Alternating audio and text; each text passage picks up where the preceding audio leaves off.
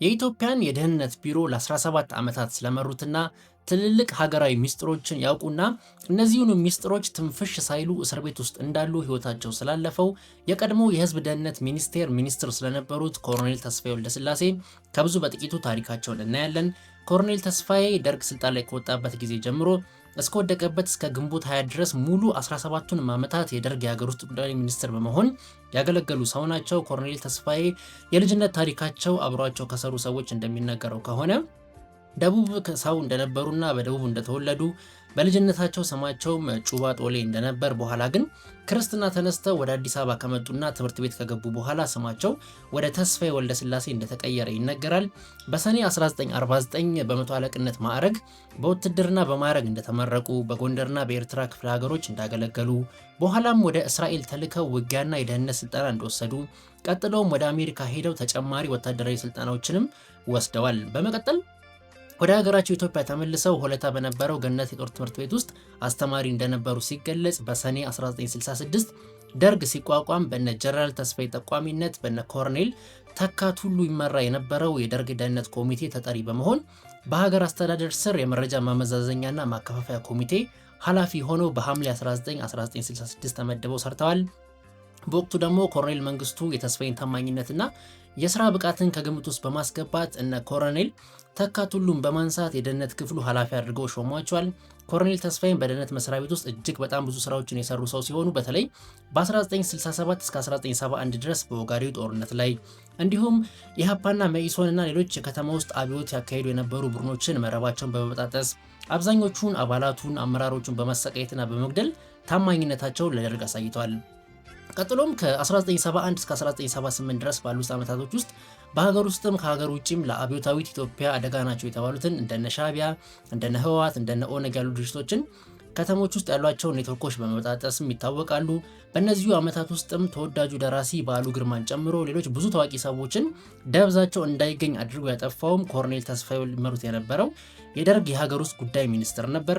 ኮሎኔል ተስፋዬ ለፕሬዝዳንት መንግስቱ ታማኝነታቸውን ካረጋገጡና ስልጣናቸውንም ካጸኑ በኋላ ነው ብዙ ስራዎችን ውስጡን ይሰሩ የነበረው።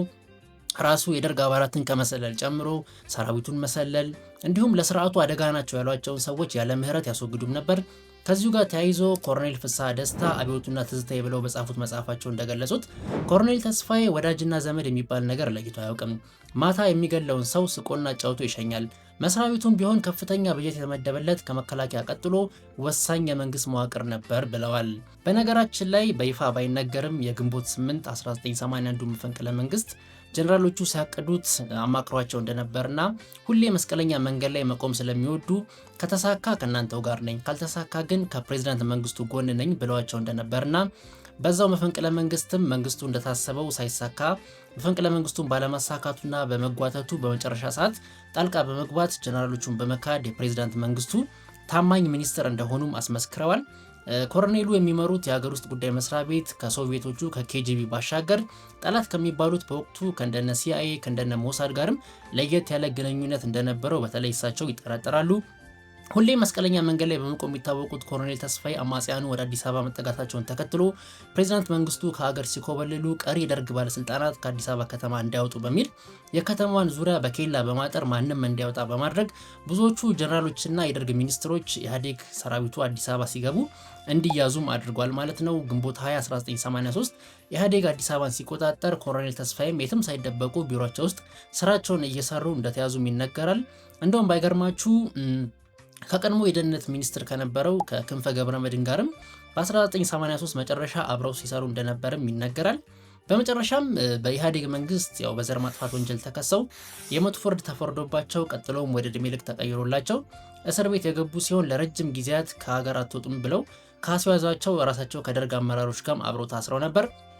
በእስር ቆይታቸው ምንም አይነት ሚስጥር ሳያወጡ በስልጣን ዘመናቸው እንደነበረው ዝምተኛና እጅግ ተጠራጣሪ እንደነበሩ ኮሎኔል ፍስሐ ደስታ በመጽሐፋቸው ገልጸዋል። ኮሎኔል ተስፋዬ ከተያዙበት ከ1983 ጀምሮ እስከ 2003 ድረስ በቃሊቲ ማረሚያ ቤት ውስጥ ታስረው የቆዩ ሲሆን በምህረት ሊፈቱ አንድ ቀን ሲቀራቸው ነበር እስካሁን ድረስ ግልጽ ባልሆነ ምክንያት በግንቦት 27 2003 ዓ.ም በእስር ቤት ውስጥ እንዳሉ ህይወታቸው ያለፈው። ኮሎኔል ተስፋዬ በደርግ 17 ዓመታት ውስጥ ትልልቅ ኦፕሬሽኖችና ሚስጥራዊ ስራዎችን የሰሩ የሀገር ውስጥ ጉዳይ ሚኒስትር እንደመሆናቸው አሁንም ድረስ የበዓሉ ግርማን አሟሟት ጨምሮ በህዝብ ዘንድ የሚጠየቁ ትልልቅ ጥያቄዎችን በጭንቅላታቸው ውስጥ መልሳቸውን ሸሽገውና ለማንም ትንፍሽ ሳይሉ መጽሐፍም ሳይጽፉ ነበር ወደማይቀረው ዓለም ላይመለሱ የሄዱት።